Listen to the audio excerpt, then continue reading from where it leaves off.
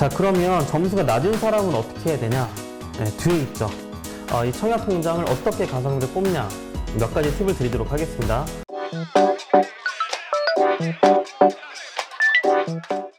자, 그러면 점수가 낮은 사람은 어떻게 해야 되냐? 네, 뒤에 있죠.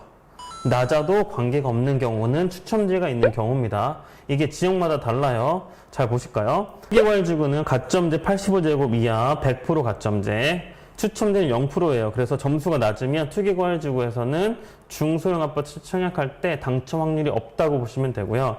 85제곱 초과는 50대 50으로 있습니다. 그래서 85제곱 초과 평면에 투기과열지구 추첨제를 노리고 많은 사람들이 청약이 들어가는 거죠. 그래서 막 두세 대 뽑는데 5,000명, 4,000명 들어가는 이유가 추첨제가 있기 때문에 그나마 넣는 것입니다. 조정 대상 지역은 추첨제 비율이 좀 더 높아요. 중소형 85제곱 이하인데도 불구하고 25%의 추첨제가 있고요.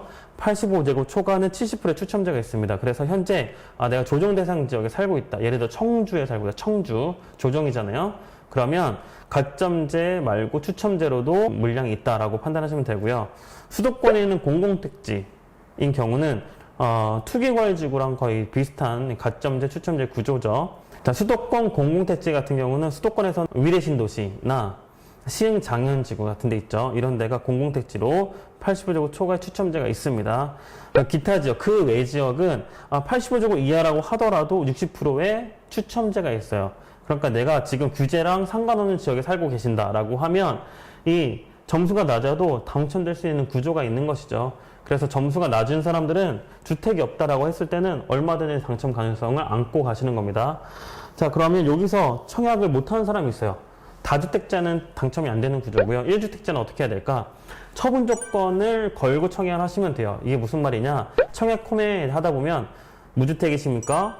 1주택이십니까? 2주택 이상입니까? 이렇게 고르는 란이 있어요. 1주택이십니까? 골랐을 때 이 주택을 처분하시겠습니까? 라고 예 아니고 나오는데 이때 처분 조건을 걸려고 하면 예를 누르시고 청약을 하시면 되는데 이 경우에는 추첨제 물량에 1주택자를 청약할 때 25%의 물량을 1주택 처분 조건자에게 줘요. 그러니까 70%의 추첨제가 있는 조정 대상 지역에서 이 중에서 25%가 1주택 처분 조건을 건 사람한테 추첨이 되고 나머지 75%는 무주택자한테 배정이 된다는 구조인 거죠. 그래서 이것도 곱하면 비율을 잘 계산할 수가 있습니다. 자, 규제 지역이 그럼 어디냐 판단해야 되겠죠. 자, 최근에 6.17 대책 다들 들어보실 텐데 6.17 대책까지 포함시킨 최근 자료입니다. 6.17 대책에서 최근에 포함된 지역, 조정 대상 지역 하단에 있죠. 이렇게 있고요. 그래서 오른쪽에 이제 옆에 빨간 괄호 표시되어 있는 거는 지정된 날짜를 기준으로 적어 놓은 것입니다. 내가 사는 지역에서 규제 지역, 비규제 지역 확인하시고 그 지역마다 추첨제, 가점제 비율 참고하셔서 낮은 가점이라도 당첨이 될 수 없는지 이렇게 구별하시면 되겠습니다.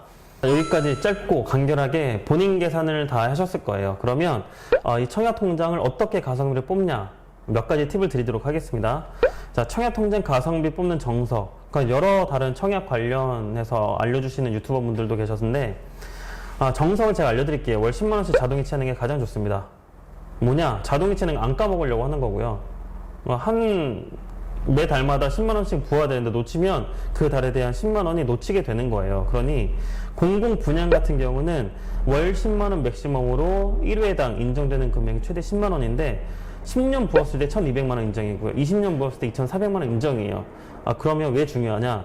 서울에서 공공분양 아파트는 20년은 부어야지만 당첨이 되는 구조거든요. 그래서 절대 놓치면 안 됩니다. 아무리 20만원씩 넣어도 10만원까지밖에 인정이 안 되기 때문에 그 부분 때문에 월 10만원씩이라고 말씀드렸던 건데 맨 처음에 아까 설명을 드렸던 부분을 기억하신다면 그 연말 공제할 때 받는 금액이 얼마였죠? 240만원이었어요. 그 금액은 월 20만원씩 부었을 때가 240만원이니까 그 최대 공제를 받으려면 20만원 넣긴 해야 됩니다. 그래서 근데 그 일반 근로소득자분들은 월 20만원 매달 납입하는 거, 다른 적금이나 뭐 보험, 연금저축 이런 거 넣었을 때 20만원이 굉장히 부담될 수 있기 때문에 그래서 가성비를 뽑으려고 하면 월 10만원씩. 그럼 모자란 금액을 어떻게 해야 되냐? 예를 들어 1순위 통장이 있어요. 나중에 설명드릴 거긴 한데 서울의 1순위 통장 기준이 뭐냐면 2년 동안 300만 원을 납입을 해야 돼요. 근데 월 10만 원씩 2년 동안 한다고 하면 240만 원이거든요. 나머지 60만 원은 부족하잖아요. 그거를 한 번에 넣을 수가 있어요. 그러면 1순위 조건이 성립이 되는데, 자, 그거를 잘 기억하신다고 하면 월 10만 원씩 꾸준히 부으시다가 내가 원하는 아파트가 나왔다라고 하면 예치금이 부족할 때 한 번에 넣으시면 된다. 이렇게 해석하시면 되겠습니다. 공공임대는 납입 횟수가 중요하거든요. 즉 매월 납입하는 횟수와 금액이 중요한 게 공공분양, 공공임대라서 월 10만 원씩 자동 이체하는 게 가장 좋습니다. 그런데 굳이 이렇게 안 하고 싶다. 나는 내 통장도 있고 배우자 통장도 있고 이제 어린 자녀 통장까지 총 4개 통장을 운영해야 되는데 10만 원씩 40만 원 늘어야 된다. 그럼 너무 부담이잖아요. 이 경우에는 어떻게 하냐? 어차피 공공분양은 안 할 거예요. 민영아파트만 청약할 가닥을 세우고 1회 가입할 때 2만 원만 납입을 해놓은 다음에 납입 중지시킵니다. 그래도 기간은 유지가 돼요. 그러니까 매월 10만 원씩 꼭꼭 부어야 되는 공공임대하고 분양 상관없이 민영아파트면 청약한다. 가입할 때만 2만 원 내시고 그 다음에 2년 뒤에 1순위 조건 규제적 만들어서 298만 원 한꺼번에 넣으시면 서울에서는 300만 원 딱 채워놓은 거죠. 이때 바로 이제 일시납을 해서 청약할 수 있는 거죠. 이런 식으로 운영하시면 되겠습니다. 공급 생각보다 일반 공급이 적어요. 모집 공고를 오픈하고요. 이때 공급되는 그래서 기타 지역까지 자녀 세대가 실로 요즘에는 별로 이렇게 안 나오긴 한데